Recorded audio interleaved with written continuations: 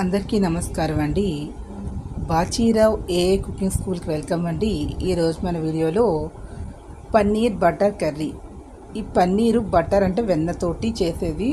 ఇందులో అసలు నూనె వాడకూడదు. వాడితే టేస్ట్ మారిపోతుంది కాబట్టి వెన్న పెట్టుకోండి. అంటే ఒక కప్పుడు వెన్న పెట్టుకోండి.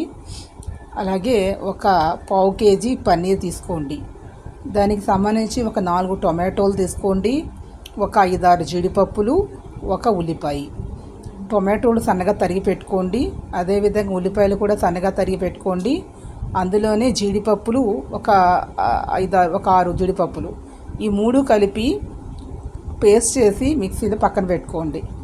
ఉల్లిపాయ, టొమాటో అండ్ జీడిపప్పు. అలాగే పన్నీర్ని చిన్న చిన్న ముక్కలుగా కట్ చేసి పెట్టుకోండి పక్కన. స్టవ్ మీద మూకులు పెట్టుకుని స్టవ్ వెలిగించుకుని దాన్ని మనం ముందర హైలో పెట్టి ఒక 5 నిమిషాలు అయిన తర్వాత సిమ్లోకి మార్చిన తర్వాత అప్పుడు వెన్న వేయండి. మొదట ఒక 4 స్పూన్లు వెన్న వేసిన తర్వాత అందులో ఈ సన్నగా తరిగి పెట్టినటువంటి పన్నీర్ వేయండి. పన్నీర్ వేసిన తర్వాత ఒక 5 నిమిషాలు వేగిన తర్వాత అందులోనే మనం ఈ కలుపుకున్నటువంటి పేస్ట్ కూడా వేసి ఉడికించండి. ఉడుకుతూ ఉండగా దానికి తగినంత దాంట్లో ఉప్పు, పసుపు కూడా వేయండి. వేసిన తర్వాత మళ్ళీ దీని మసాలా పౌడర్ తయారు చేసుకోవడం ఏంటంటే అల్లం వెల్లుల్లి పేస్ట్ ఇష్టమైన వాళ్ళు వేసుకోవచ్చు. అల్లం వెల్లుల్లి పేస్ట్ ఇష్టం లేని వాళ్ళు పచ్చిమిరపకాయలు, అల్లం మాత్రమే మిక్సీలో పేస్ట్ చేసి దాంట్లో వేయండి. ఉడుకుతూ ఉన్నప్పుడు వేయండి.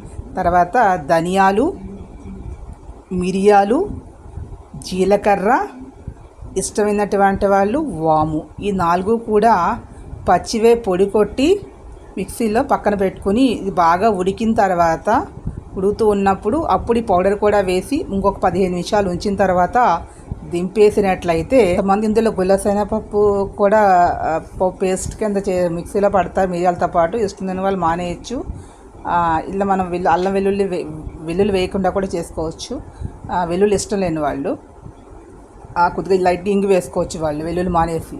సో ఇది చేసిన తర్వాత ఉడికిపోయేంత దింపేసిన పైన కొత్తిమీర జల్లు సన్నగా తరిగి కొత్తిమీర జల్లుకొని పైన మళ్ళీ ఒక 2-3 స్పూన్ల వెన్న వేసేసి దించేసేయండి. ఇష్టమైనటువంటి వాళ్ళు ఇందులో బాగా చల్లారిపోయిన తర్వాత నిమ్మరసం పిండుకోవచ్చు.